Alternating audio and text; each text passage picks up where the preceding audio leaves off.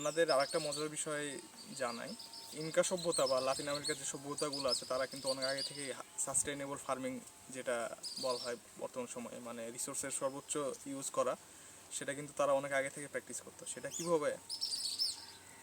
তাদের একটা তিনটা ফসল ছিল, তিনটাকে থ্রি সিস্টার্স বলা হয়, আপনারা সার্চ দিলেও পাবেন। এই থ্রি সিস্টার্স হচ্ছে ভুট্টা, শিম এবং পামকিন বা মিষ্টি কুমড়া বা স্কোয়াশ জাতীয় ফসল। এই তিনটাকে তারা বিগ সিস্টার বলা। এটা কীভাবে চাষাবাদ করা হতো? ভুট্টা গাছ লাগানো হতো, ভুট্টার উপরে শিম পেঁচিয়ে উঠতো, আর নিচে থাকতো পামকিন বা মিষ্টি কুমড়া জাতীয় ফসল। তো পামকিনটা, মিষ্টি কুমড়া জাতীয় ফসলটা করে কি, নিচে পাতা হয়ে যায়, যার কারণে এটা মেলচিং ম্যাটেরিয়াল, যেটা আমরা অনেকেই বিভিন্ন ফসলের ক্ষেত্রে প্লাস্টিক আমরা ইউজ করি বা পলিথিন এখন ইউজ করে যাতে আগাছা না হয়।